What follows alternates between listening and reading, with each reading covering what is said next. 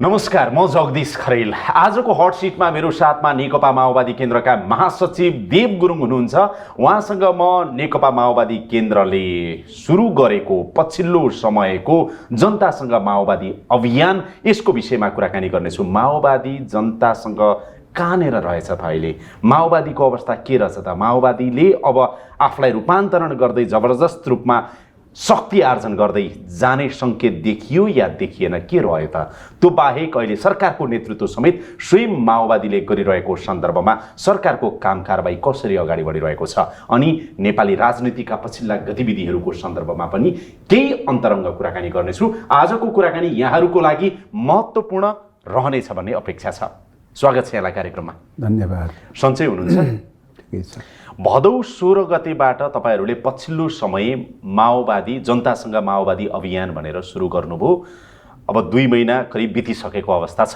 अब 3 महिना पुग्ने तयारी छ। दसैँ तिहार यी चाडबाडका कुराहरू आफ्ना ठाउँमा छँदैछन्। सिधा पहिलो मूल प्रश्नै सोध्छु तपाईँलाई, माओवादी जनतासँग गइराख्दा अभियान चलाइराख्दाखेरि आजको दिनमा माओवादीको अवस्था कहाँनिर हुनुहुँदो रहेछ तपाईँहरू? अब पार्टी जनतासँग, पार्टी र जनताको जीवनको बिचमा चाहिँ माछा र पानी जस्तो रिलेसन हुनुपर्ने हो। तर अब पछिल्लो समयमा अब शान्तिपूर्ण प्रक्रियाबाट, वैधानिक प्रक्रियाबाट, निर्वाचनको प्रक्रियाबाट सदन सरकार हुँदै प्रक्रिया अगाडि बढ्ने क्रममा निर्वाचनको बेलामा मात्रै जनता कहाँ पुग्ने, भोट माग्ने बेला मात्रै जनता कहाँ पुग्ने, अरू टाइममा जनतासँग नपुग्ने र जनताबाट कट्ने प्रकारको समस्याहरू नै हाम्रो मेन समस्या हो। त्यस कारणले गर्दाखेरि निर्वाचनको बेलामा मात्रै जनताको बिचमा पुग्ने विषय होइन, अरू टाइममा पनि जनताको बिचमा पुग्नुपर्छ, जनतासँग जीवन्त सम्बन्ध जोडिरहनुपर्छ। जनताले के भन्छन्, पार्टीको बारेमा के भन्छन्, के सल्लाह दिन्छन्, के सुझाव दिन्छन्, पार्टी कहाँनिर बिग्रेको छ, कहाँनिर सप्रेको छ, के ठिक गरेको छ, के बेठिक गरेको छ। माओवादीको जनतासँग सम्बन्ध विच्छेद हुँदै गइरहेको यथार्थ थियो। त्यो ग्याप, त्यो अन्तराल साँघुरिने क्रम बढ्न सक्यो या सकेन? निश्चित रूपले यो चाहिँ अभियानले गुणात्मक रूपले चाहिँ जनतासँग सम्बन्धलाई विस्तार गर्ने प्रक्रियामा, घनिष्ठ बनाउने प्रक्रियामा यसले प्रभावकारी ढङ्गले सहयोगी भूमिका निर्वाह गर्छ। तर तपाईँहरूको पार्टीको सदस्यता नवीकरणको कुरा गर्ने हो भनेदेखि 30 देखि 40% पनि नवीकरण हुन सकेका छैन। यो बिचमा किन? भनेको मतलब त जनताले माओवादीलाई नरुचाउँदै गएको हो कि भन्ने अर्थ पनि त लाग्छ नि। होइन, यो संस्था नवीकरण गर्ने प्रक्रिया अन्तिम समयसम्म हेरौँ, त्यो चाहिँ फाइनल भइसकेका छैन। यो अहिले क्रममै छ, सबै कुराहरू अपडेट त भइसकेका छैन। तर चाहिँ अब नेपालको राजनीतिक अवस्था नै त्यस्तै छ, केही अपडाउनहरू होइन। माओवादीलाई जनताले अब रुचाउन छोडेको हो अथवा कार्यकर्ताले मन पराउन छोडेको हो? होइन, त्यस्तो त होइन, त्यस्तो त होइन। त्यसो भए सदस्य कुनै समय सर माओवादी पार्टीको लागि, देशको लागि, गणतन्त्रको लागि आफ्नो जीवन उत्सर्ग गर्न तयार हुने माओवादीका नेता कार्यकर्ताहरू आज सदस्यता नवीकरण गर्न पनि किन तयार छैनन्? न, यो यस्तो तपाईँको के हो त भन्दाखेरि आन्दोलन भनेर भनेको सधैँ एउटै रफ्तारमा जान्छ भन्ने कुरा होइन। आन्दोलनको विकासको गतिको नियम नै के हो त भन्दा उतार चढावको बिचबाट अगाडि बढ्छ। तर यो उतार चढावमा माओवादीका नेताले उनीहरूका कार्यकर्तालाई, उनीहरूका जनतालाई, उनीहरूका शुभेच्छुकलाई धोका दियो। त्यस कारणले गर्दाखेरि कार्यकर्ताले समेत, नेताले समेत सदस्यता नवीकरण गर्न चाहेनन् हो? होइन, त्यस्तो स्थिति चाहिँ होइन, त्यस्तो स्थिति चाहिँ होइन। जति पुग्नुपर्ने हो, जति क्रियाशील गराउनु पर्ने हो, त्यो क्रियाशील गराउन नसकेको मात्रै हो। होइन, क्रियाशील गराउन नसकेको। हेर्नुहोस् है, काङ्ग्रेस र एमालेको अथवा अरू पार्टीको जस्तो होइन कि माओवादीको। माओवादी भनेको त कुनै समय युद्ध गरौँ भन्दाखेरि बन्दुक लिएर जीवन बलिदान गर्न तयार हुने कार्यकर्ता बनाउनु भएको थियो नि तपाईँहरूले। आज सदस्यता नवीकरण गर्न तयार छैनन्। 30-40% छ भनेपछि त तपाईँहरू कहाँ हुनुहुन्छ? होइन, यो यस्तो खालको चाहिँ तपाईँको 30-40% कुरा जो भन्नुभयो त्यस्तो स्थिति त होइन। र जति कमिटी बने निराशाजनक छ, त्यसलाई क्रियाशील गराउने कुराहरूको बारेमा निश्चित रूपले केही ढिला सुस्तीहरू भएका हुन्। होइन, त्यसलाई प्रभावकारी ढङ्गले सञ्चालन गर्ने, परिचालन गर्ने, बैठक बस्ने, मतलब निर्णय गर्ने, निर्णय क्रियान्वयन गर्ने, र त्यसलाई गतिशील बनाउने र सबै सदस्यलाई कमिटेड गर्ने, सङ्गठित गर्ने, त्यसलाई प्रभावकारी ढङ्गले परिचालन गर्ने कुराहरूमा निश्चय पनि केही गतिशीलताहरू भएका चाहिँ हुन्। तपाईहरू गाउँ गाउँमा अध्यक्ष प्रचण्ड, प्रधानमन्त्री प्रचण्ड चन्द्रगिरीको एउटा वडामा जानुभयो होला, तपाईहरू कयौँ वडाहरूमा पुग्नुभयो, जनताका यति धेरै गुनासाका पोकाहरू तपाईँमाथि थोपरिएका छन्, जनताका यति धेरै तिखा एकछे प्रश्नहरू तपाईँमाथि प्रहारहरू भएका छन्, कार्यकर्ताकै त्यसको जवाफ पार्टी नेतृत्वले दिन सक्यो या सकेन, इमान्दार साथ भन्नुहोस् त, तपाईँकै जनताले अहिले हेरिरहेको छ। अब यसमा यस्तो, पहिलो कुरा त अब मुलुकको विद्यमान स्थितिको बारेमा, अहिलेको परिस्थितिको बारेमा जनतालाई बोध गराउने कुरा पनि हो, सुझाव परामर्श लिने कुरा पनि हो, सुझाव परामर्श अनुसार रूपान्तरित हुने कुरा पनि हो।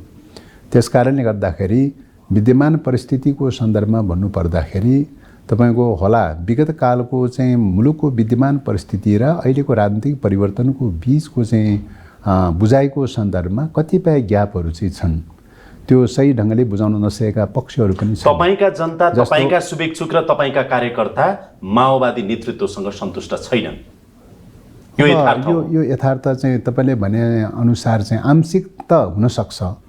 राजनीतिमा 100% भन्ने कुरा, माओवादी जसरी अगाडि बढ्नु पर्थ्यो, जे मुद्दा लिएर अगाडि बढेको थियो, नेतृत्व जसरी पुग्नु पर्थ्यो, त्यो हुन सकेन।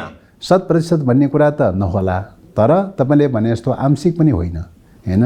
यो मूलभूत रूपमा ठिकै ढङ्गले गइरहेको छ, सही दिशा नै गइरहेको छ। जति हुनुपर्ने हो त्यो ढङ्गले हुन नसकेको मात्रै हो। त्यस कारणले गर्दाखेरि विगत कालको चाहिँ समीक्षा मूल्याङ्कन के हो त भन्दाखेरि जति हुनुपर्ने हो त्यो ढङ्गले हुन सकेको छैन, केही सीमाहरू रहेका छन्, केही कमी रहेका छन्, पहिलो कुरा त्यो। दोस्रो कुरा के हो त भन्दाखेरि चाहिँ मुलुकमा भएको परिवर्तन र जनताले बुझ्ने र बुझाउने कुराको बीचमा केही ग्यापहरू चाहिँ छन्।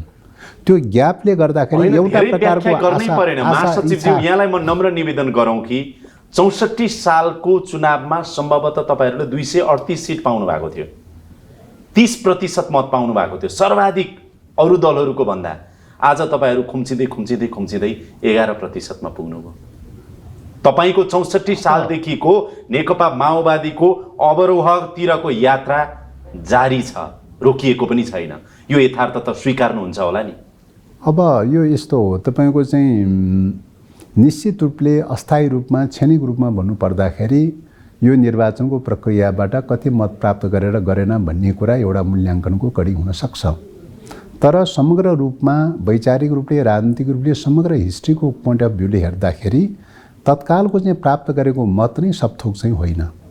त्यस कारणले गर्दाखेरि चाहिँ विकासको गतिको सधैँ के भन्नुहुन्थ्यो भने सबैभन्दा ठुलो पार्टीको अध्यक्ष हुनुको नाताले भने गर्नुहुन्थ्यो। तत्कालको सन्दर्भमा त हो त नि, हैन।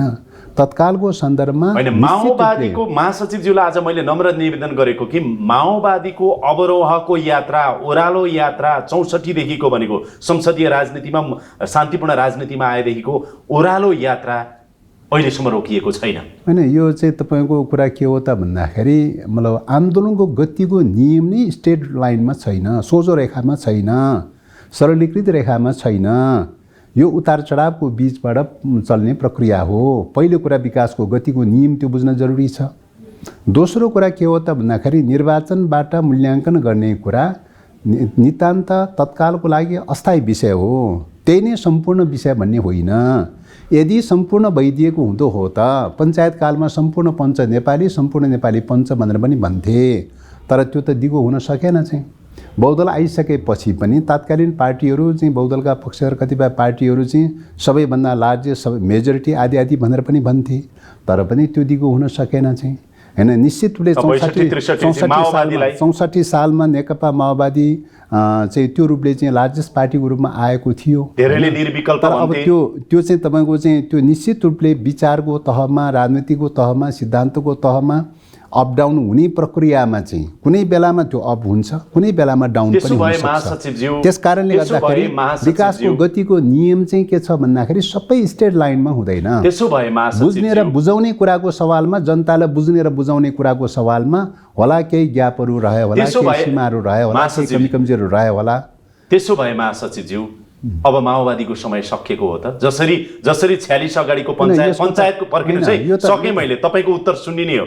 पञ्चायतको समय सकियो, प्रजातन्त्रवादी भन्ने संवैधानिक राजतन्त्रवादी भन्ने त्यति बेलाको होइन, शक्तिको होइन, सक्यो। त्यो अर्थमा अब मैले भन्न 62 खोजेको- 63 त्यो पछि अर्थमा भन्न माओवादीको खोजेको समय पनि अब सकिएको हो। त्यो अर्थमा भन्न खोजेको होइन, यो वर्तमान निर्वाचन प्रणालीको जनताको अभिमतको प्रश्नको सन्दर्भमा भन्न खोजेको चाहिँ। त्यस कारणले गर्दा यो सकिएको होइन। मार्क्सवाद लेनिनवाद माओवाद तपाईँको वैज्ञानिक विचार सम्बद्ध विचार हो, यो चाहिँ समाप्त हुँदैन। यो चाहिँ तपाईँको चाहिँ विश्वव्यापी रूपमा चाहिँ वैचारिक राजनीति उठे सबैभन्दा साइन्टिफिक विचारले चाहिँ विश्वव्यापी रूपमा स्थापित हुँदै जाने मान्यता हो। नेपालमा झनै चाहिँ कैयौँ गुणाले चाहिँ स्थापित हुँदै जानेवाला हो। त्यस कारणले विचार चाहिँ विज्ञान सम्बद्ध विचार छ। मार्क्सवाद लेनिनवाद माओवाद विज्ञान सम्बद्ध विचार छ। कम्युनिस्ट आन्दोलन विज्ञान सम्बद्ध विचार छ। विकासको गतिको नियमअनुसार छ। त्यो नियमलाई आत्मसातीकरण गरेर प्रक्रिया अगाडि बढ्ने क्रममा तपाईँको स्ट्रेट लाइनमा त जाँदैन त। विकासको गतिको नियम नै अप डाउन उतार चढावको बिचबाट जान्छ। त्यस कारणले गर्दाखेरि अप डाउनको बिचबाट जाने भएको हुनाले चाहिँ स्ट्रेट लाइनमा सोचे जस्तो स्ट्रेट लाइनमा जाँदैन। देव गुरुङ सर, म तपाईँकै वाक्य सापट लिउँ है त।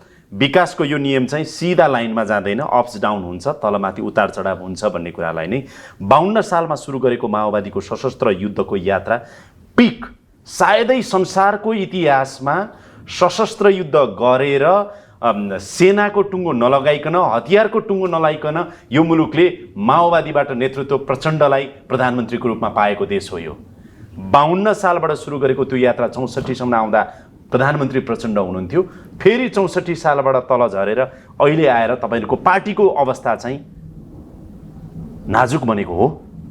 अहिले नाजुक बनेको अवस्था होइन।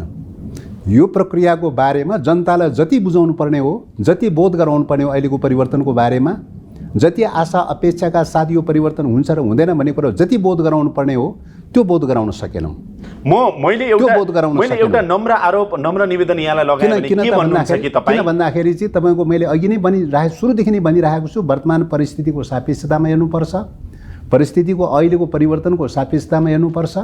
सबै कोणबाट अहिलेको परिस्थितिको वर्तमान यो सापेक्षतामा हेर्दा नेकपा माओवादी केन्द्रका महासचिव देव गुरुङज्यू, तपाईँलाई मैले एउटा नम्र निवेदन गरेँ भने के भन्नुहुन्छ? इतिहासमै नेकपा माओवादी केन्द्र सबैभन्दा सङ्कटमा छ अहिले। अब क्रान्तिकारीहरू चाहिँ सधैँ चाहिँ सुगम परिस्थिति मात्रै हुँदैन, सङ्कट पनि हुन्छन्। मैले यो किन भन्दाखेरि क्रान्ति सम्पन्न भइसकेपछि त टाइममा सङ्कटको परिस्थिति पैदा हुन्छ भने क्रान्ति पूर्वको अवस्थामा सङ्कट पैदा हुनै सक्दैन भनेर भन्न मिल्दैन।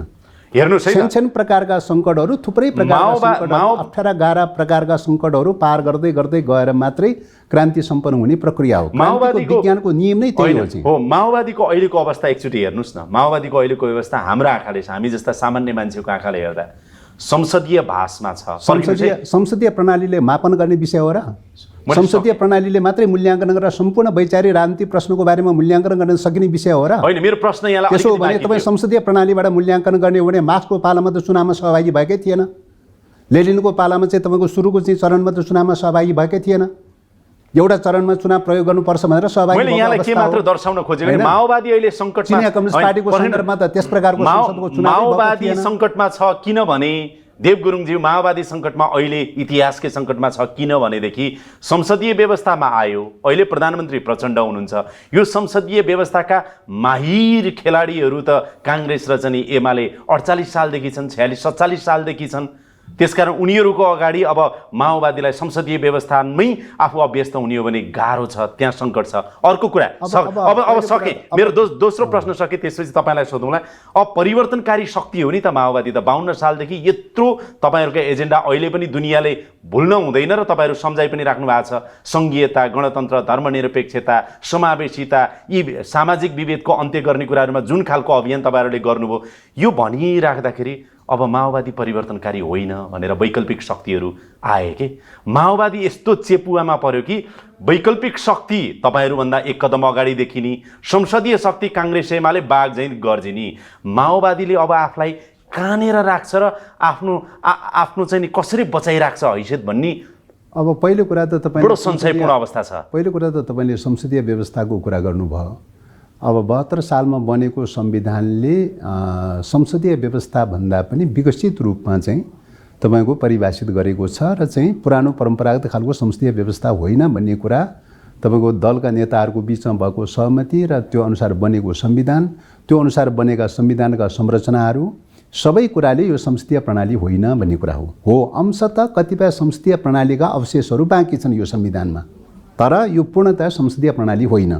पहिलो कुरा यहाँ क्लियर हुन जरुरी छ। दोस्रो कुरा चाहिँ के हो त भन्दाखेरि चाहिँ दलहरूको सन्दर्भमा के हो त भन्दाखेरि तपाईको अहिले राजनीतिक रूपले हामीले के हेर्नुपर्छ त भन्दा नेपालको सन्दर्भमा विद्यमान रूपमा रहेको चाहिँ तपाईको करिबन चाहिँ राजतन्त्रले चाहिँ 250 वर्ष पूर्वदेखि चाहिँ राजतन्त्रले एक प्रकारको केन्द्रीकृत प्रकारको राज्य व्यवस्था सञ्चालन गर्दै आइरहेको अवस्था हो। सामन्तीय राज्य व्यवस्था सञ्चालन गर्दै आइरहेको कुरा हो। 150 वर्षदेखि सुगुली सन्धिदेखि चाहिँ यताको यात्रामा चाहिँ ईस्ट इन्डिया कम्पनी मार्फत चाहिँ ब्रिटिस साम्राज्यवादको चाहिँ एक प्रकारको चाहिँ सेमी कोलोनी रहँदै आइरहेको अवस्था हो हैन, सेमी कोलोनी रहँदै आइरहेको अवस्था हो। त्यस कारणले गर्दाखेरि परम्परागत सामन्तवाद र सेमी कोलोनियल अवस्थाको कारणले गर्दाखेरि हामीले अर्ध सामन्ती र अर्ध उपनिवेश भनेर भन्यौँ। अर्ध सामन्ती र अर्ध उपनिवेशको लामो चाहिँ कोर्स चाहिँ पार गर्दै आइरहेको अवस्था हो। यस क्रममा राजतन्त्र मात्रै विस्थापित भएको छ। राजतन्त्रको विस्थापनाले के मात्रै विस्थापन हुन्छ त भन्दाखेरि सामन्तवादको राजनीतिक प्रवृत्ति मात्रै विस्थापित हुन्छ, अरू सबै त विस्थापित हुँदैन चाहिँ। त्यस कारणले गर्दाखेरि चाहिँ तपाईको राजतन्त्र विस्थापित भएको छ, अरू सबै विस्थापित भएको छैन। पहिलो कुरा यहाँ ख्याल गर्नुपर्छ। त्यसो भएको हुनाले क्रान्तिको जो यात्रा हो, कम्युनिस्ट आन्दोलनले परिलक्षित गरेको क्रान्तिको जो यात्रा हो, त्यो यात्रा बाँकी छ, त्यो अधुरो छ, अझै त्यो अपुरो छ, त्यो पुरा भएको छैन। क्रान्तिको यात्रामा एउटा खुड्किलो एक मिनेट सुन्नुस्। पहिलो कुरा मैले भनेको कुरा त पुरा परिवर्तनकारी अरु नयाँ शक्तिहरू आइसके हो, त्यहाँ माओवादी कहाँ छ हो, त्यही कुरा भन्न खोज्दैछु। त्यस कारणले गर्दाखेरि के छ त भन्दाखेरि अहिले चाहिँ तपाईको के अरे मतलब सामन्तवाद एक हदसम्म विस्थापित भएको छ, राजतन्त्र मात्रै विस्थापित भएको छ, सम्पूर्ण रूपले विस्थापित भइसकेको छैन। एकाधिकार दलाल पुँजीवाद त झन् टोटली चाहिँ विस्थापित भएको छैन चाहिँ, जिउका त्यो छ, जिउका त्यो मात्रै होइन कैयौँ गुणाले शक्तिशाली बनेको छ। यो अवस्थामा वर्ग सङ्घर्षको स्वरूपहरू नयाँ ढङ्गले परिभाषित गर्नुपर्छ। वर्गीय अन्तर्विरोधहरू नयाँ ढङ्गले चाहिँ तपाईँको पैदा भएको छ। राजनीतिक आन्दोलनका कोर्सहरू नयाँ ढङ्गले लैजानुपर्ने अवस्था छ। यही कोर्सको बारेमा चाहिँ तपाईँको चाहिँ यही राजनीतिक कोर्सको चाहिँ जो क्लास स्ट्रगलको प्रणाली छ, यो अनुसार चाहिँ तपाईँको चाहिँ एकाधिकार दलाल पुँजीवादले आफ्नो परम्परागत मूल्य मान्यता अनुसार चाहिँ आफ्नो प्रभुत्व सुदृढ गर्ने क्रममा उसले पनि सङ्घर्ष चलाइरहेको हुन्छ। श्रमजीवी जनताले पनि चाहिँ आफ्नो पोजिसनलाई सुदृढ गर्ने क्रममा आफूले पनि एउटा प्रकारको सङ्घर्ष गरिरहनुपर्छ। यो सङ्घर्षको बीचको एउटा सम्झौताको कोर्सबाट गइरहेको अवस्था छ। सम्झौताको कोर्सबाट जाँदाखेरि कहिले अप हुन्छ, कहिले डाउन हुन्छ, दायाँ बायाँ तलमाथि परिरहन्छ। सम्झौता भन्ने बित्तिकै सरलीकृत रूपमा सोझो रेखाबाट त चल्दैन चाहिँ, एउटाले भने पक्ष मात्रै त हुँदैन चाहिँ। त्यस कारणले गर्दाखेरि यो अप डाउनको बिचबाट गइरहेको हुन्छन्। यो सम्झौताको बिचबाट आइरहेको प्रणाली भएको हुनाले सम्झौताको प्रणालीमा अप डाउन भइरहन्छ होइन। कहिले त्यही भएर तपाईँहरू चेपुवामा माओवादीको पहिचानै अब के होला भन्ने डर त छैन नि तपाईहरुलाई? अब होइन, डर त छैन नि, असम्भव विषय। एकातिर संसदवादी दलहरू छन्, यो त असम्भव विषय, वैकल्पिक दलहरू आइरहेछन्। कल्पना भन्दा कोसौं टाढाको विषय हो चाहिँ। मार्क्सवाद लेनिनवाद माओवादको प्रश्नको बारेमा विज्ञान सम्मत विचार हो। अहिलेसम्म त्योभन्दा वैज्ञानिक विचार जन्म भएको छैन, विकास भएको छैन। त्यस कारणले विज्ञान सम्मत विचारको बारेमा अस्तित्वको क्वेसन उठाउनु भनेको तपाईँलाई मार्क्सवाद लेनिनवाद माओवादको कख पनि नबुझेको चाहिँ प्रश्नबाट क्वेसन उठाउनु। तपाईँ मार्क्सिजमको कुरा त तपाईँले लियो लिबरलिजम नव उदारवादको खल्तीभित्र लगेर अस्ति एमसीसी हालिहाल्नु पनि। त्यहाँभन्दा बादको कुरा तपाईँलाई के भन्नु? कख र एबिसिडीको कुरा गर्नुहुन्छ। न्यू लिबरलिजमको त्यो एमसीसीको उसभित्र लगेर प्रचण्ड नेतृत्वको सरकारले तपाईँले चाहिँ एमसीसी चाहिँ लगेर खल्तीमा हालिदिइहाल्नु होइन। निश्चित रूपले न्यू लिबरलिजमको विकास भएको त्यसको प्रतिवाद पनि मार्क्सवादले गर्दै आइरहेको छ। तपाईको माओवादीको नेतृत्वको सरकारले अहिले न्यू लिबरलिजम विस्थापित हुँदै गइरहेको छ। अस्तिसम्म सडकमा तपाईँहरू एमसीसीको विरुद्धमा एमसीसीको बारेमा फोर्स भनेर कार्यान्वयन गरेर हाल्नु बारेमा कयौं विचारको बारेमा बहस हुन्छ, छलफल हुन्छ, तर्क वितर्क हुन्छ। माओवादीको मार्क्सिजम यही त हो, माओवादी यही त हो। अनि कति सही भयो कति गलत भयो त्यो व्यवहारमा प्रयोग हुँदैछ। कहिले पार्टीमा विमर्श गर्नुभयो, व्यवहारमा के अरे प्रयोग हुँदैछ। त्यस कारणले गर्दा पार्टीमा बहस गर्नुभयो, एमसीसी गलत थियो गर्नुहुन्छ तपाईहरुले भन्यो, मैले गलत छ छैन भन्ने होइन है। होइन, यो चाहिँ बहस नहुने भन्ने विषय होइन। बहस तपाईले बातको कख भनेको भएर सबै हुन्छ। तपाई मार्क्सवाद चाहिँ खोज्नुपर्छ चाहिँ तपाईँ लोपोपन अवस्थाको चाहिँ तर्क जो गर्नुभयो नि, त्यो भनेको त के हो त भन्दा मार्क्सवादको बारेमा कख पनि नबुझेको ठहरिन्छ नि। किन त भन्दा अहिलेसम्मको विज्ञानले प्रमाणित गरेको विषय के हो त, सामाजिक विज्ञानले प्रमाणित गरेको विषय के हो त भन्दाखेरि मार्क्सवाद लेनिनवाद भए अरू साइन्टिफिक आउटलुक विकास भएकै छैन। अब मैले त सर त्यसलाई कार्यान्वयन गर्ने कुरामा, त्यसलाई अवलम्बन गर्ने कुरामा, त्यसलाई आत्मसातीकरण गरेर कार्यान्वयन गर्ने कुरामा होला सीमा, होला कमी कमजोरी हुनसक्छ। मान्छेका सीमा रहित भन्ने त दुनियाँमा केही पनि हुँदैन। मैले त अरू हेरिन। त्यस कारणले गर्दाखेरि त्यसलाई अङ्गीकार गर्ने र कार्यान्वयन गर्ने कुरामा सीमाहरू हुन सक्छन्। सुन्नुहोस् न सर, त्यसलाई सुधार गर्दै गर्दै लैजाने कुरा हो। तर यो वर्ग सङ्घर्षको कडीमा, वर्ग सङ्घर्षको प्रक्रियामा एकाधिकार दलाल पुँजीवादले पनि आफ्नो अस्तित्वको निम्ति लडिरहेकै हुन्छ। यसो गरौँ न, श्रमजीवी वर्गले पनि आफ्नो अस्तित्वको लागि लडिरहेकै हुन्छ। यसो गरौँ न सर, यो सङ्घर्षमा हो, यो सङ्घर्षमा, यो वर्ग सङ्घर्षमा चाहिँ अप डाउन हुन सक्छ, कहिले अलिक कमजोर हुन सक्छ, कहिले अलिक बलियो हुन सक्छ। यसमा यसो गर्नु पर्यो, के गर्नु पर्यो भने मार्क्सवादको क ख, उदारवादको क ख, समाजवादको क ख, अर्को माओवादको क ख, एबिसिडी पढ्दै गरौँला। हामी जस्ता सामान्य मान्छेले बुझेको त के हो भने माओवादीले अँगालेको मार्क्सवाद, लेनिनवाद, माओवाद, जे वाद भन्नुहोस्, ती वादहरू जनतालाई धेरै पछिल्लो समयमा पचाएनछन्। नपचाएको कारणले सर, नपचाएको कारणले 30% जनताले पत्याएको 30% जनताले पत्याएको माओवादी आज 11%मा झर्यो। हामीले बुझाउन सकेनौँ। यही यथार्थ। मार्क्सवादको बारेमा ठिक ढङ्गले बुझ्नु र बुझाउने कुरामा हामीले सायद बुझाउन सकेनौँ।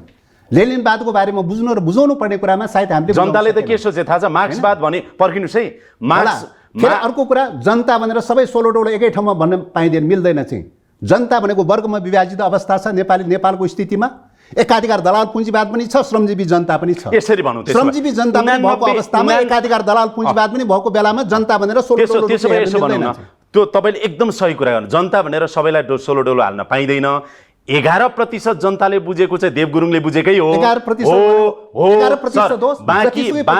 बाँकी 89% जनताले बुझेको चाहिँ सम्भवतः के हुन सक्छ भने गणतन्त्र भनेको, मार्क्सवाद भनेको, माओवाद भनेको प्रचण्ड प्रधानमन्त्री बन्नु हो, अथवा माओवादीका नेताले ठुल्ठुला घरमा बस्नु हो, चिल्ला गाडी चढ्नु हो, शहीदहरूलाई अपमान गर्नु हो। त्यो जुन रूपमा चाहिँ नि सशस्त्र युद्धका घाइते अपाङ्ग जो भए तिनको अवस्था अहिले कस्तो छ तिनलाई व्यवस्था गर्नु हो। सङ्क्रमणकालीन न्याय यत्रो 15 वर्ष भइसक्दा नटुङ्ग्याउनु हो। जनताले नुन खान नपाउने अवस्था छ, बेरोजगारी छ, दैनिक यति लासहरू चाहिँ नि भित्रिरहेका छन्। दैनिक 2000 मान्छे विदेशमा छन्, 50 लाख मान्छे विदेशमा अहिले रहेका छन्। यही हो मार्क्सवाद, माओवाद, यही हो। यही हाम्रै कारणले मात्र यो भएको हो र?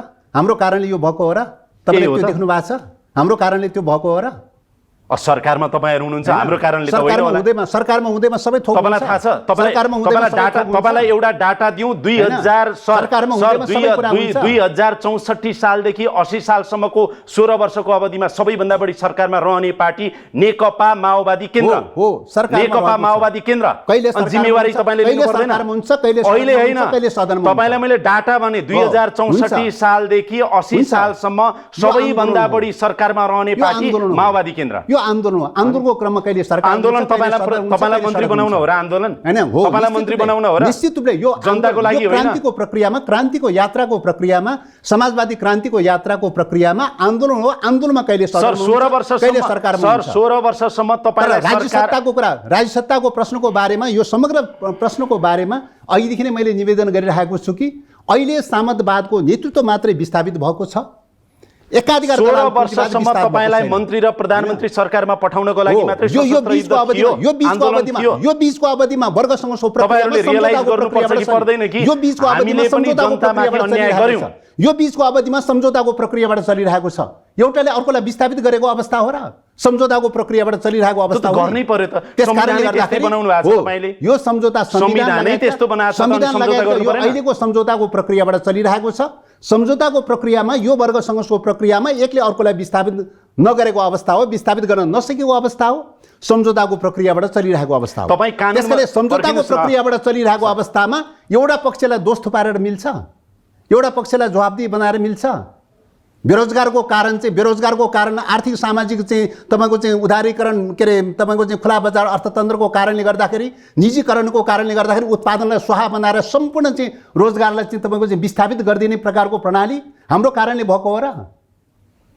अब हामीले सोध्नु छ त सर, मैले अघि नै तपाईँलाई निवेदन गरेँ नि, यो 16 वर्षदेखि सबभन्दा बढी सरकारमा रहने पार्टी माओवादी छ। जसले परिवर्तन ल्याउँछु भने किन परिवर्तन भयो? जनताले तपाईँको मार्क्सवाद जनताले किन बुझ्नु पर्यो? रहेको छ कि छैन? जनताले बुझ्ने भनेको आफ्नो जीवनमा परिवर्तन आयो कि आएन? हो, निश्चित रूपले जनताले अहिलेको परिस्थितिमा एकाधिकार दलाल पुँजीवाद समाप्त नहुँदासम्म जनताको जीवन स्तरमा परिवर्तन हुँदैन भन्ने कुराको सम्झाउन सकेनौँ, बुझाउन सकेनौँ। किन हो न, बुझाउन पनि सक्नु भएन, गर्न पनि सक्नु भएन। हैन, अब गर्ने कुराको बारेमा आन्दोलनको गतिको नियम त शरीरले रेखामा त छैन त भन्ने बित्तिकै सुमन्त्र गर्ने बित्तिकै एकाध वर्षमा सबै चकाचौँध भइहाल्छ। परिवर्तन गर्छु भनेको नि त तपाईहरुले त। हो, परिवर्तनको विकासको नियम त छ त। त्यो त सक्नु भएन। परिवर्तनको विकासको नियम छ। परिवर्तनको विकासको नियम तपाईलाई आज सयौं वर्ष तपाईँ हजारौं वर्षको चाहिँ सामन्तवादको हिस्ट्री छ। तपाईको चाहिँ सयौं वर्षको चाहिँ तपाईँ पुँजीवादको हिस्ट्री छ। पुँजीवादमा पनि एकाधिकारवादको हिस्ट्री छ। त्यत्रो वर्षसम्म कायम रहेको एकाधिकारवाद, तपाईको भर्खर जन्मेको 1.5 वर्ष पुगेको कम्युनिस्ट आन्दोलनले चाहिँ सबै 16 डोलो एकैचोटि विस्थापित हुने कल्पना गर्न सकिन्छ? त्यसको त विकासको आफ्नो गति छ नि, विकासको आफ्नो नियम छ नि। म त अर्को भन्नु तपाईलाई, तपाईहरु त डराइराख्नु भएको छ। किनभने सर किनभने राजतन्त्रको पक्षमा लागेका नाराहरू, ज्ञानेन्द्र यताउता मन्दिर हिँड्दा दौडिँदा घुम्दा जे हुन्छ नि, तपाईहरुको त पार्टीबाटै एउटा निर्णय भएको छ के अरे अब सबै खालका दलाल पुँजीवाद अथवा निरङ्कुशता यसका विरुद्धमा भनेर राजालाई सङ्केत गर्दै अब जनपरिचालन भन्नुभएको छ। डराउनु भएको राजतन्त्र अथवा राजा आउँछन् कि भनेर डराएको हो, अलि सतर्क भएको हो। आउँछ आउँदैन के गर्छ त्यो वर्ग सङ्घर्षको विकासको गतिको नियममा सतर्क भएको हो। वर्ग सङ्घर्षको विकासको गतिको नियममा क्रान्ति र प्रतिक्रान्ति भइरहन्छ। यो भइरहने प्रक्रिया हो। क्रान्ति अनिवार्य शर्त हो। म धेर बुझ्दिनँ के सर। तर क्रान्तिको प्रक्रियाको यात्रामा प्रतिक्रान्तिका चुनौतीहरू आउँदै आउँदैन भनेर सोच्नु हुँदैन। सर म धेरै यो आइडियोलोजिकल कुरा बुझ्दिनँ अहिले त। त्यसकारणले गर्दाखेरि आइडियोलोजीको प्रश्नमा किन जानुभयो तपाईले? सुन्नु न, जानकारी नभएको विषयमा किन जानुभयो? सुन्नु न, तपाईले विकासको गतिको नियमको बारेमा नजानेको मान्छेले किन जानुभयो त्यो विषयमा? हैन, मलाई सरल कुरा जान्न मन छ के। यो मार्क्सवादको कख पढ्दै गरौँला हैन, कुनै दिन फेरि तपाईसँग आइडियोलोजिकल बहस पनि गरौँला। तर आज चाहिँ माओवादीलाई राजा फर्किन्छन् कि भनेर डराएको हो अथवा सतर्क भएको हो? हैन, को फर्कन्छ र फर्कदैन भन्ने प्रश्न भन्दा पनि विकासको गतिको नियम नै क्रान्ति पार्टीबाटै करिब निर्णय गर्नुभएको छ नि अस्ति। क्रान्ति र प्रतिक्रान्तिको बीचबाट जाने प्रक्रियामा फेरि क्रान्तिकारी हाबी हुन्छ, प्रतिक्रान्तिकारी हाबी हुन सक्छ। तपाईको यत्रो यो वर्ग सङ्घर्षको प्रक्रिया हो, वर्ग सङ्घर्षको यात्रा हो। यत्रो सिद्धान्त हामी वर्ग सङ्घर्षको यात्रामा अप डाउन भइरहन्छ, उतार चढाव भइरहन्छ, सरलीकृत रेखामा जाँदैन। सतर्क भएको हो। त्यस कारणले गर्दाखेरि तपाईँ चाहे चाहिँ तपाईँको चाहिँ युरोपको अनुभव हेरौँ, चाहे रुसको अनुभव हेरौँ, चाहे अरू मुलुकहरूको अनुभव हेरौँ, विकासको गतिको नियम नै उतार चढावको बीचबाट जान्छ, सरलीकृत रेखामा जाँदैन। हो, तपाईँले 10 चोटि दोहोऱ्याएर भन्नुभयो। मलाई यति बताइदिनुहोस् न, अहिले जुन शक्ति प्रदर्शन, अब तपाईँहरूको भाषामा के शब्दावली प्रयोग गर्नुहुन्छ जुन तपाईँहरूले गर्न लागिराख्नु भएको छ? हामीले जनपरिचालन भनेर भनिरहेको छौँ। त्यो अस्ति अध्यक्षले अलिकति मिलाएर फेरि भन्नुभयो। तपाईको फोन वार्ता पनि भएर छ नि त अध्यक्ष प्रचण्डसँग, हैन? त्यो समाचार आइसकेछ। हैन, यो जनपरिचालन हो। यो अभियानको क्रममा जनपरिचालन गर्ने भनेर सुरुमै घोषणा गरेको कुरा हो। कसैका विरुद्धमा भन्ने प्रश्न भन्दा पनि जनपरिचालन गर्ने भनेर भनेको विषयवस्तु तोकिएको छ। तपाईँको विद्यमान डेमोक्रेसीको रक्षाको प्रश्न कुरा उठाएको छ, राष्ट्रियताको रक्षाको प्रश्न उठाएको छ, भ्रष्टाचार विरुद्धमा सुशासनको प्रश्न उठाएको छ, हैन? सरकार र यो सिस्टम परिवर्तन प्रश्नै आयो नि त। प्रचण्डले त्यसको सामना गर्नु पर्यो र प्रचण्डले तपाईसँग जोडेर बोल्नु भएको छ के? तपाईसँग जोडेर बोलेको भएर अब मैले महासचिव कमरेडलाई नै यो प्रश्न सोधेको कि अब चाहिँ खास गरेर राजालाई सङ्केत गर्दै राजतन्त्रलाई, हिन्दू राष्ट्रलाई अथवा अरू विभिन्न खालका चाहिँ संविधानमा व्यवस्था नभएका अरू क्रियाकलापलाई सङ्केत गर्दै त्यसका विरुद्धमा भनेर जुन खालको तपाईँहरूको आएको थियो, पछि प्रचण्डले सच्याएर होइन, मैले त महासचिव देव गुरुङलाई फोन गरेरै लुम्बिनीबाट के आएछ यस्तो यस्तो होइन भनेर रिलिज निकाल्नुहोस् भनेर पनि आग्रह गरेँ भन्नुभएको थियो। पछि रिलिज निकाल्नु होइन, त्यो निस्किसकेको छ। अघिल्लो चाहिँ जनपरिचालन गर्ने भनेर चाहिँ परिपत्रमा गएको छ, हैन? र त्यही कुरा जनपरिचालनको व्याख्या गरेर पछिल्लो समयमा टिप्पणी पनि गएको छ प्रेस। यो शक्ति प्रदर्शन हो तपाईहरुको? त्यसकारणले गर्दा अब शक्ति प्रदर्शन गर्ने कुरा हो होइन भन्ने कुरा पत्रकारले व्याख्या होइन। महासचिवज्यूलाई मैले व्याख्या हैन, म त मेरो अगाडि नेकपा माओवादी केन्द्रका महासचिव देव गुरुङ गर्ने कुरा हो। जनपरिचालन त्यो भनेको शक्ति प्रदर्शन हो या जनपरिचालन गर्ने भनेर भनेको जनपरिचालन गर्दाखेरि के हुन्छ र के हुँदैन भन्ने कुरा अरू कुरा हो, हैन? हामीले जनपरिचालन गर्ने भनेर भनेको अभियानकै क्रममा, सुरुकै अभियानको क्रममा के अरे अभियानको तेस्रो चरणमा चाहिँ तपाईँ जनपरिचालन गर्ने, जनप्रदर्शन गर्ने, सभा गर्ने, भेला गर्ने, अन्तर्क्रिया गर्ने आदि आदि कार्यक्रमहरू रहेका चाहिँ छन्। त्यसमध्येमा भ्यालीको सन्दर्भमा एकै ठाउँमा तपाईहरुले माओवादी केन्द्रका विभिन्न नेताहरूले पटक पटक बोलेको एउटा वाक्य छ, इन्क्लुडिङ देव गुरुङ। प्राप्त उपलब्धि गुम्ने खतरा भयो, जोखिम छ, प्रतिक्रान्तिकारीहरू सलबलाउन थाले। यो त पर्खिनुहोस् है सर, म वाक्य, किनभने म यो तपाईँहरू धेरै आइडियोलोजिकल कुरा गर्नुहुन्छ, हामी जस्ता नजन्नी मान्छेले चाहिँ सरल भाषामा तपाईँ जस्ता विज्ञ मान्छेबाट बुझ्न पाइयो भने अलि लाभान्वित हुन्थ्यौँ क्या हामी, अलि लाभान्वित हुन्छ।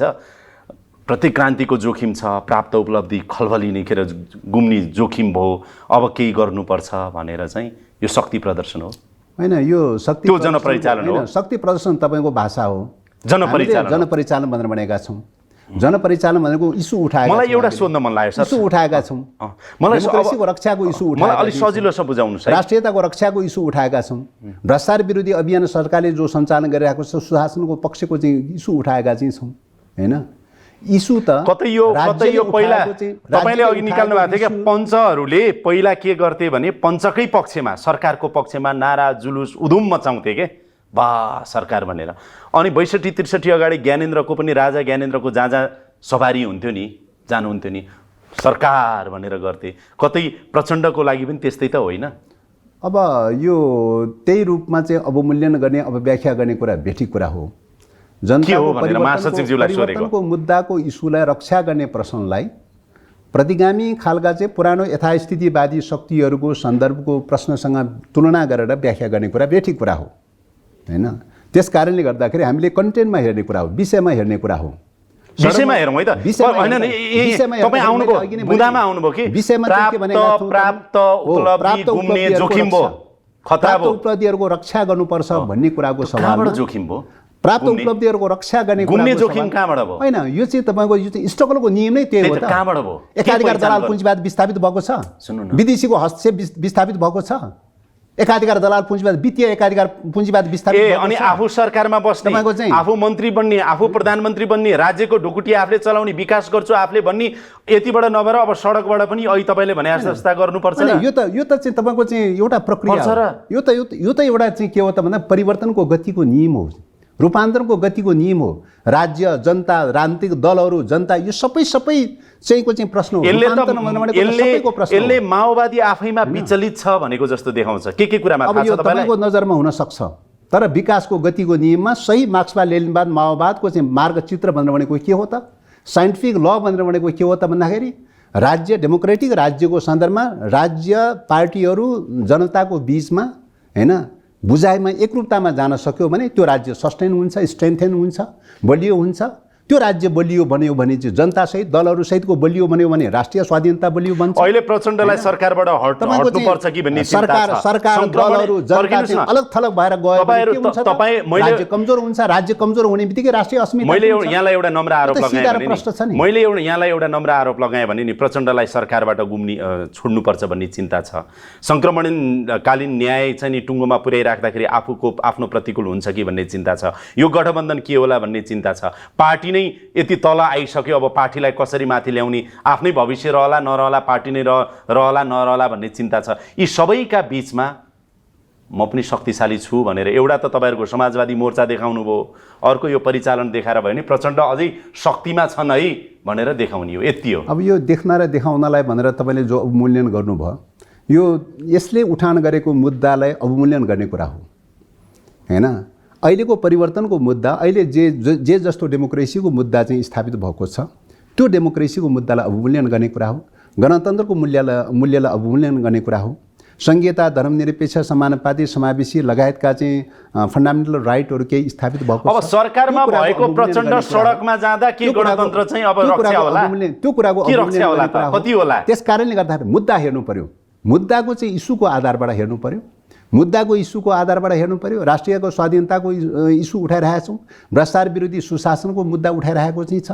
प्रतिगमनको खतराको चाहिँ तपाईँको मुद्दा उठाइरहेको अवस्था छ। त्यस कारणले गर्दाखेरि मुद्दाको आधारमा हेर्ने हो कि मुद्दालाई अलग गरेर चाहिँ तपाईँ रूपलाई मात्रै समातेर हेर्ने हो? त्यस कारणले गर्दा तपाईँले रूपमा हेरिरहनु भएको छ। तपाईँले रूपमा मात्रै हेरिरहनु भएको छ। मुद्दामा हेरौँ है। म चाहिँ कस्तो राम्रो सम्झाउनु भयो कि तपाईँले। मुद्दामै हेरौँ।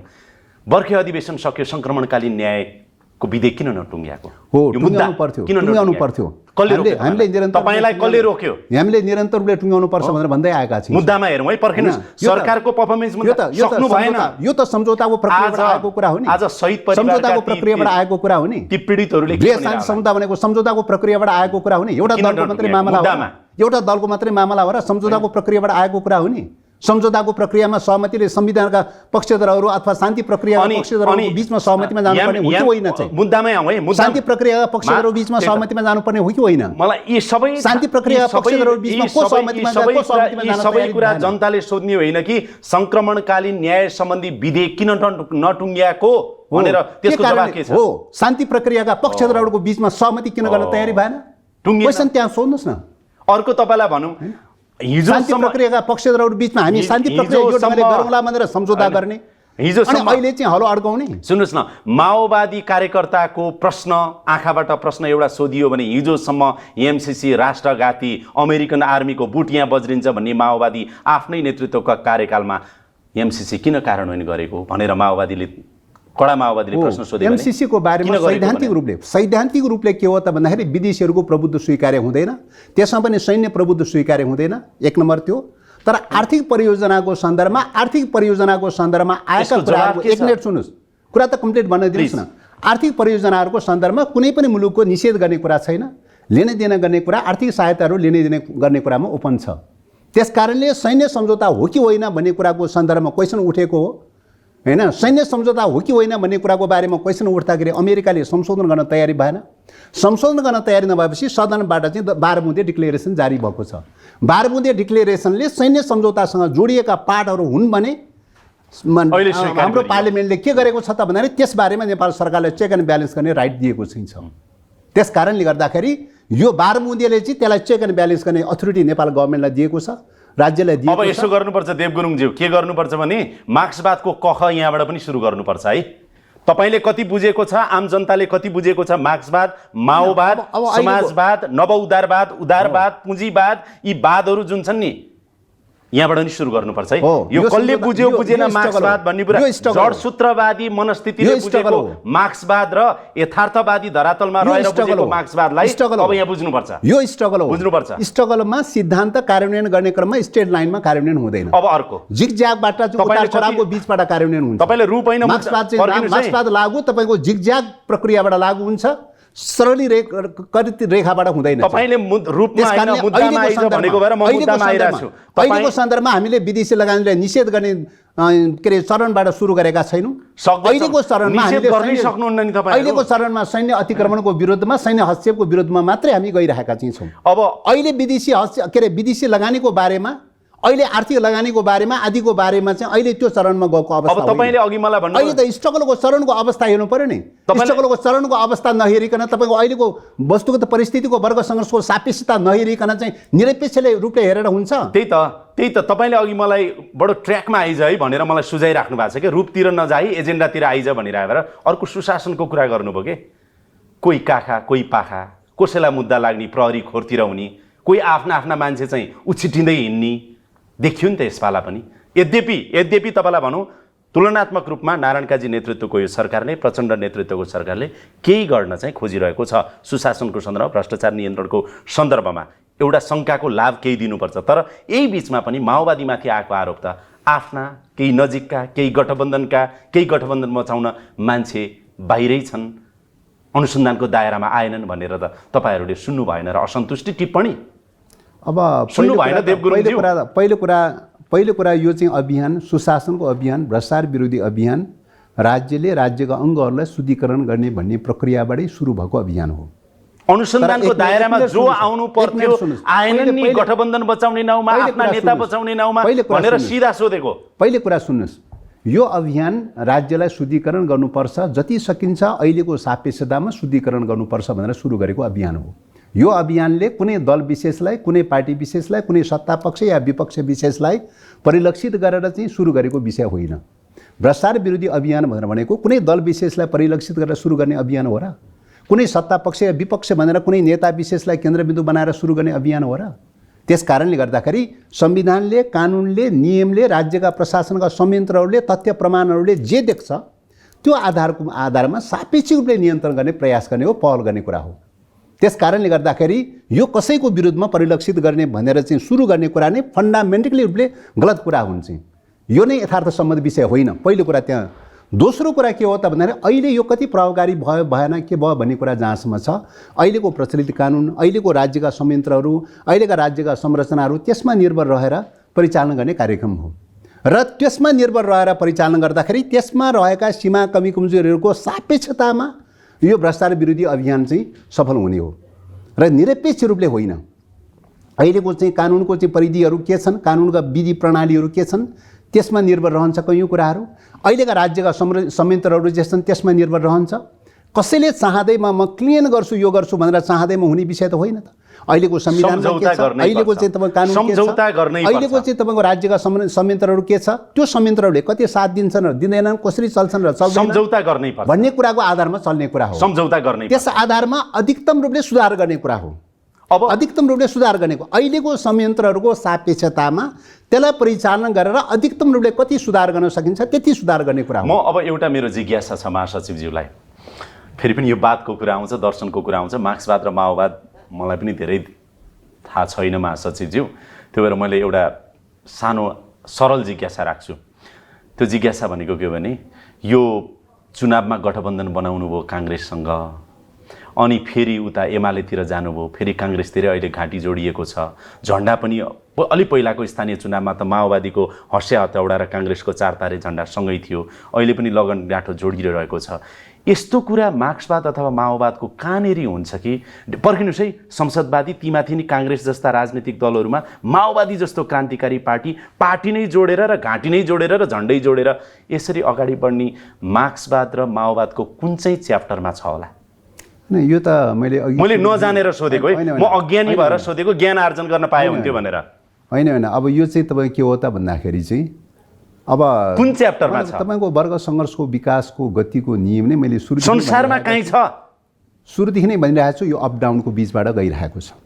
अप डाउनको बिचबाट जाने क्रममा तपाईँले देख्नु भएको छ रुसको चाहिँ तपाईँको क्रान्तिको सन्दर्भमा, होइन, रुसको क्रान्तिको सन्दर्भमा दोस्रो विश्वयुद्धको बेलामा चाहिँ अमेरिका र रुसको बिचमा चाहिँ तपाईँको सम्झौता भएको हो कि होइन, होइन?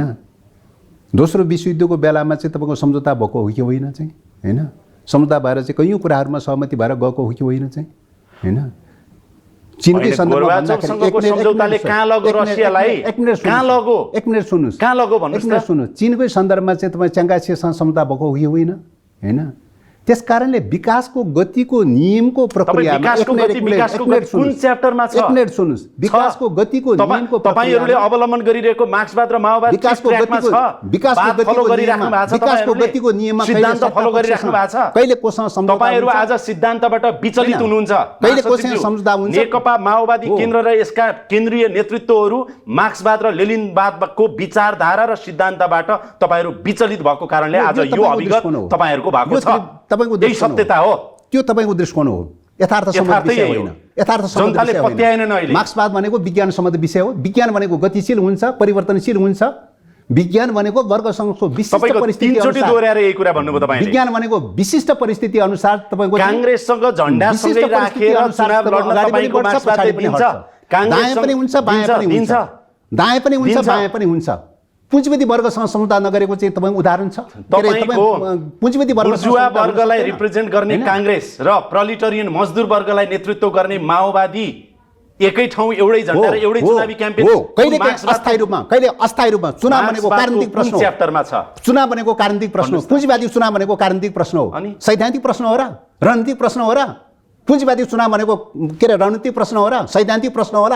कुन चाहिँ मार्क्सवादले कहाँ छ सैद्धान्तिक प्रश्न कहाँ भनेको छ? आज महासचिवजी हैन, पुँजीवादी चुनावको बारेमा चाहिँ मार्क्सवादले कहाँ सैद्धान्तिक कुरा गरेको छ? त्यही त आज त्यही भएर तपाईको तत्कालको कार्मिक प्रश्नको बारेमा कहिले पुँजीपति वर्गसँग सम्झौता पनि हुन्छ, कहिले सङ्घर्ष हुन्छ। 64 सालसम्म जागेको माओवादी बिस्तारै ओइलाउँदै गयो, किनभने कार्यकर्ताहरूले भन्न थाले सिद्धान्तमा, निष्ठामा, विचारमा, व्यवहारमा माओवादी स्खलित हुँदै गयो। त्यसको मूल्य अहिले तपाईहरु चुकाइराख्नु भएको छ। हैन, यो तपाईको माओवादी नेतृत्वले नै माओवाद र मार्क्सवाद फलो गरेन। अहिले नै भनिरहेको छु, परिवर्तनको विकासको गतिको नियमको बारेमा हामीले जति बोध गराउनु पर्दथ्यो, जनतालाई जति सम्प्रेषण गराउनु पर्थ्यो, नेता कार्यकर्तालाई होला, हाम्रो पनि सीमा होला। व्यक्तिगत रूपले चाहिँ कोही चोखो छ भनेर मन दावा गर्न नसक्नु। नेता धनी हुँदै गए, जनता गरिब हुँदै गए। व्यक्तिका सीमा हुन सक्छ। व्यक्तिका सीमा हुँदैमा सम्पूर्ण सिद्धान्तमाथि आरोप लगाउन मिल्दैन। व्यक्तिका सीमा कमी कमजोरी हुँदैमा सिङ्गो आन्दोलनमाथि आरोप लगाउन मिल्दैन।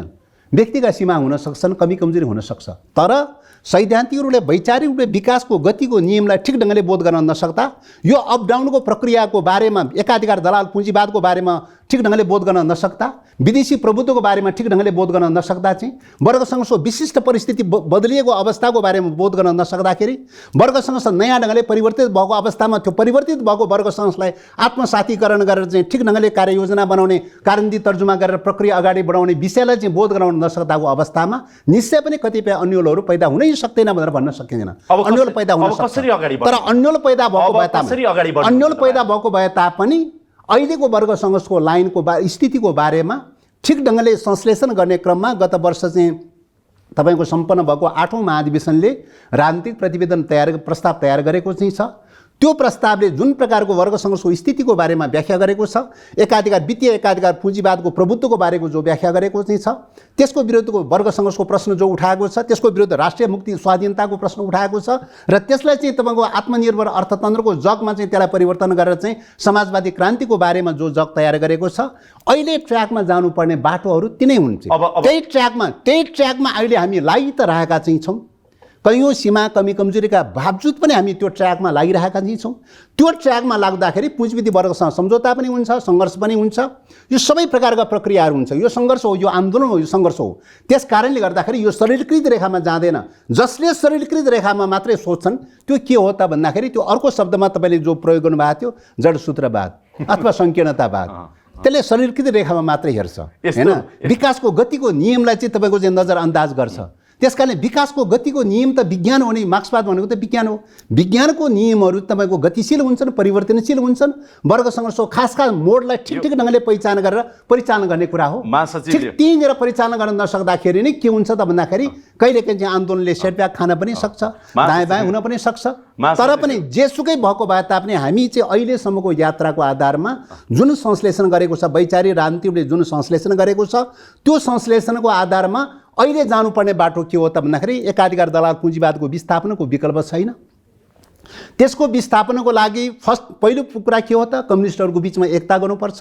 दोस्रो कुरा के हो त भन्दाखेरि राष्ट्रियताको मुद्दामा सहमत हुने सबै प्रकारका गैर कम्युनिस्टहरूसँग पनि सहमति र सहकार्य गर्दै राष्ट्रिय सहमतिको मार्गबाट जानुपर्छ। अहिलेको वर्ग सङ्घर्षको प्रक्रिया त्यहाँ पुगेको छ। अन्तिम प्रश्न सोध्छु जाँदा जाँदै, के भयो भने देश बन्छ? राष्ट्रियताको मुद्दामा सहमत हुन सक्ने, डेमोक्रेसीको मुद्दामा सहमत हुन सक्ने सबै प्रकारका शक्तिहरूको बिचमा सहमति र सहकार्यको बाटोबाट जानुपर्छ, समझदारीको बाटोबाट जानुपर्छ, राष्ट्रिय सहमतिको बाटोबाट जानुपर्छ। कसैले कसैलाई निषेध गर्ने कोणबाट यतिखेर जाने अवस्था छैन। त्यस कारणले गर्दाखेरि सबैलाई सहमति समझदारीको कोणबाट समझदारी गर्दै गर्दै गर्दै लैजान सक्यो भने तपाईँ के हुन्छ त, मुलुकमा शान्ति कायम राख्न सकिन्छ। युद्धको बाटोमा जान दिँदैन, द्वन्द्वको बाटोमा जान दिँदैन, शान्तिको मार्गमा जान्छ। एउटा त्यो। दोस्रो कुरा, शान्तिको मार्गमा जाने बित्तिकै नेपाललाई आत्मनिर्भर अर्थतन्त्र बनाउने, कृषि अर्थतन्त्र, औद्योगिक अर्थतन्त्र लगायतका यो क्षेत्रमा चाहिँ तपाईँको अर्थतन्त्रमा आत्मनिर्भर औद्योगिक अर्थतन्त्र बनाउने दिशामा जान्छ। औद्योगिक अर्थतन्त्र बनाउने दिशामा जाने बित्तिकै तपाईँ रोजीरोटीको विस्तार विकास हुँदै जान्छ। विदेशीका युवा शक्तिहरू पनि फर्कने प्रक्रियाबाट सुरु हुन्छ। त्यस कारणले गर्दाखेरि यो प्रक्रियाबाट जान सक्यौँ र मुलुकमा कृषि लगायतका आधारभूत अत्यावश्यक वस्तुहरूमा नेपाललाई आत्मनिर्भर बनाउन सक्ने बित्तिकै त्यो जगमा टेकेर समाजवादी क्रान्तिको लागि पूर्वाधार तयार गर्न सकिन्छ। त्यस कारणले अहिलेको कोर्स भनेको समाजवादी क्रान्तिकै कोर्स हो प्रकारान्तर रूपले। त्यसैले यो कोर्समा चाहिँ तपाईँको सबैलाई कति सहमतिमा जुटाउन सकिन्छ, सहमति गर्न सकिन्छ, यही प्रक्रियाबाट अगाडि बढ्नुपर्छ भन्ने चाहिँ हाम्रो मान्यता हो। त्यस कारण यो मान्यता अनुसार अगाडि बढ्ने क्रममा होला कतिपय सीमाहरू हुँदै भएन भनेर भन्न सकिँदैन, कतिपय कमी कमजोरी हुँदै भएन भनेर भन्न सकिँदैन। सीमा कमी कमजोरी हुन्छन्, 100 to 100% 100% सही भन्ने त दुनियाँमा कोही पनि हुँदैन चाहिँ। बेसिकली रूपले ठिक कि बेसिकली रूपले गलत, फरक त्यति मात्रै हो। त्यस कारणले गर्दा कैयौँ कमी कमजोरीका बावजुद पनि यो विचारको विकल्प छैन, यो लाइनको विकल्प छैन। कैयौँ कमी कमजोरीका बावजुद पनि कम्युनिस्टहरूको विकल्प छैन, कैयौँ कमी कमजोरीका बावजुद पनि माओवादी लगायतका कम्युनिस्टहरूको विकल्प छैन। त्यस कारणले गर्दाखेरि यही मान्यताको आधारमा अगाडि बढ्न सक्यो भने मुलुकको भविष्य उज्जवल छ। महासचिवज्यू समय दिनुभयो, अन्तरङ्ग कुराकानी भयो, धेरै धेरै धन्यवाद छ। थ्याङ्क यू भेरी धन्यवाद मच। मेरो पनि। हस् ल, धन्यवाद।